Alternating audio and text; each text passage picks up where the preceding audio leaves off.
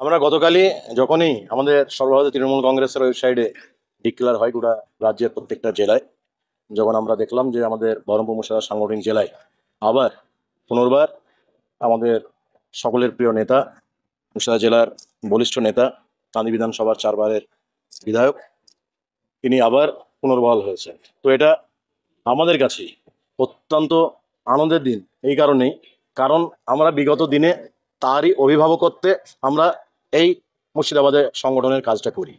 তাই গতকাল যখনই আমরা ওনার নামটা সেই লিস্টের নথিভুক্ত দেখলাম, তখন থেকেই আমরা সালার ব্লকের 30 পঞ্চায়েতের সমস্ত জনপ্রতিনিধি থেকে শুরু করে সমস্ত কর্মী সমর্থকরা আমরা আনন্দে উচ্ছ্বসিত, আমরা উদ্বেলিত। সেই আনন্দের বহিঃপ্রকাশ আমরা গতকাল বিভিন্নভাবে আমরা উদযাপন করেছি এই আনন্দের দিনটাকে, এবং তার সঙ্গে সঙ্গে আমরা আমাদের ব্লকে 30 পঞ্চায়েতের সমস্ত জনপ্রতিনিধি, একদম পঞ্চায়েত সমিতি থেকে শুরু করে সমস্ত গ্রাম পঞ্চায়েতের প্রধান উপপ্রধান থেকে শুরু করে সকলে মিলে আমরা আমাদের সেই প্রিয় নেতাকে আমরা অভিবাদন জানাতে এলাম। সেটাও বাজনা সহকারে, আমরা আমাদের আবেগটাকে, উচ্ছ্বাসটাকে ধরে রাখতে পারিনি, সেটা তার অনুমতি ছাড়াই আমরা আজকে ব্যান্ড বাজিয়ে তাকে সৌজন্য সাক্ষাৎও যেমন করলাম, সেই সঙ্গে সঙ্গে আমরা দলের ঊর্ধ্বতন কর্তৃপক্ষ, আমাদের সকলের প্রিয় নেত্রী মমতা বন্দ্যোপাধ্যায় এবং আমাদের সকলের প্রিয় নেতা অভিষেক বন্দ্যোপাধ্যায়কে কৃতজ্ঞতা জ্ঞাপন করি যে আবার তাদের সুচিন্তিত মতামত তারা এই বহরমপুর মুর্শিদাবাদ সাংগঠনিক জেলার ক্ষেত্রে তারা পোষণ করেছেন। আমরা বিগত দিনে যেমন অপূর্ব সরকার ডেভিড দার হাত ধরে এই মুর্শিদাবাদে বহরমপুর লোকসভা, যেটাকে অনেকে দুর্ভেদ্য ঘাঁটি মনে করত, সেই দুর্ভেদ্য ঘাঁটি অপূর্ব সরকার ডেভিড দার হাত ধরেই সেই অধীর রঞ্জন চৌধুরী পরাজিত হয়েছে এবং ইউসুফ পাঠান বিজয়ী হয়েছিলেন। অতএব একইভাবে আগামী 2026-এ যে বিধানসভা আসছে, আমাদের সেই প্রিয় নেতার সেই নিপুণ হাতে সুদক্ষ তার রাজনীতির যে সিদ্ধান্ত, সেই সিদ্ধান্তে আগামী বিধানসভাতে আরও ভালো ফল হবে, এটা নিয়ে আমরা আশাবাদী। তাই আমাদের কাছে এটা খুবই আনন্দের দিন যে তাকে আমরা আবার আমাদের জেলা সভাপতি হিসাবে এবং অভিভাবক হিসাবে আমরা পেয়েছি। জেলা সভাপতি আমাদের সর্বত্রই নির্দেশ দেন এবং এখনও সেই নির্দেশ, কারণ তিনি সবসময় দলের জন্য নিবেদিত প্রাণ। আমরা এমন একটা জেলা সভাপতি পেয়েছি, আমরা এই কান্দির বুকে রাত্রে 12টা 1টায় এলেও তাকে খুব স্বতঃস্ফূর্তভাবে পাই। তাই আমাদের জেলা সভাপতি সার্বক্ষণিক আমাদের নেতা, তাই তার কাছ থেকে আমরা পরামর্শ নির্দেশ সবসময় পাই এবং যেমন যেমন নির্দেশ পাই সেই নির্দেশ আমরা দলগতভাবে বহন করি। কদিন আগেই মুখ্যমন্ত্রী মমতা বন্দ্যোপাধ্যায় মুর্শিদাবাদে এসে 718 কোটি টাকার উন্নয়নের ঘোষণা করে গেছে। খুব স্বাভাবিকভাবেই এর বাইরে আমাদের জেলা পরিষদ আছে, পঞ্চায়েত সমিতি আছে, গ্রাম পঞ্চায়েত আছে, পৌরসভা আছে। সর্বোপরি মমতা বন্দ্যোপাধ্যায় শিক্ষা, স্বাস্থ্য থেকে শুরু করে খাদ্য, সমস্ত দপ্তর আছে। সমস্ত দপ্তরের মধ্য দিয়ে এই জেলার উন্নয়ন সংগঠিত হচ্ছে। আগামী দিন আমাদের সমস্ত নির্বাচিত প্রতিনিধি এবং সমস্ত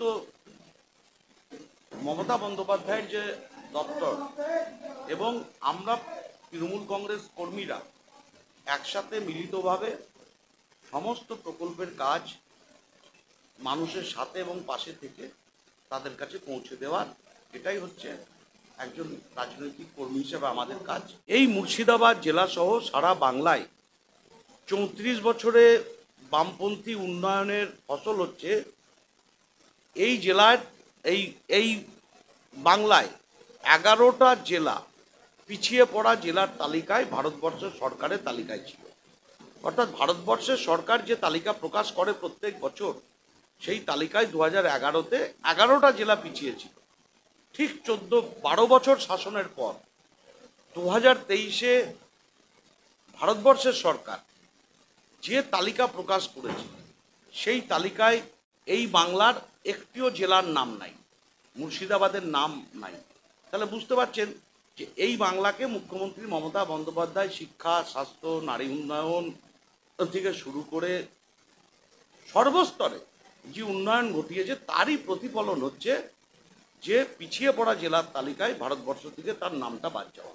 অথচ ডবল ইঞ্জিন সরকার গুজরাট, মধ্যপ্রদেশ, উত্তরপ্রদেশ, আজকে রাজস্থান, বিহার, ঝাড়খণ্ড, তেলেঙ্গানা, কেরালা, আসাম, ত্রিপুরা, 112টা জেলা, এই রাজ্যগুলো পিছিয়ে পড়ে আছে আচ্ছে দিনের সবকা সাথ সবকা সরকারের।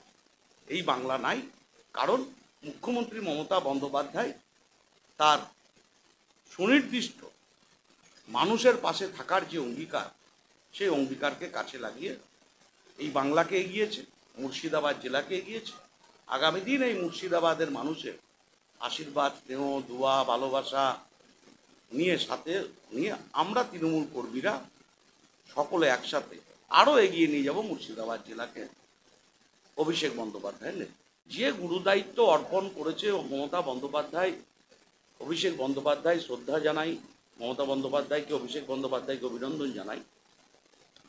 যেই দায়িত্বটাই আরও অনেক বেশি, দায়িত্ব অনেক বেড়ে গেছে, তাই নমনীয়তার সাথে সবাইকে সাথে নিয়ে চেষ্টা করব যে আগামী দিন এই মুর্শিদাবাদ জেলার শান্তি, সমৃদ্ধি, উন্নয়ন, পরিষেবা একদিকে যেমন নিশ্চিত করার চেষ্টা চালিয়ে যাব একজন তৃণমূলের কর্মী হিসাবে, অপরদিকে বঞ্চনার বিরুদ্ধে প্রতিবাদের লড়াই, অভিষেক বন্দ্যোপাধ্যায়ের নেতৃত্বে মমতা বন্দ্যোপাধ্যায়কে সামনে রেখে সাম্প্রদায়িকতার বিরুদ্ধে লড়াই, ধর্মনিরপেক্ষতার পক্ষে এই লড়াইয়ে একজন সৈনিক হিসাবে থাকবে।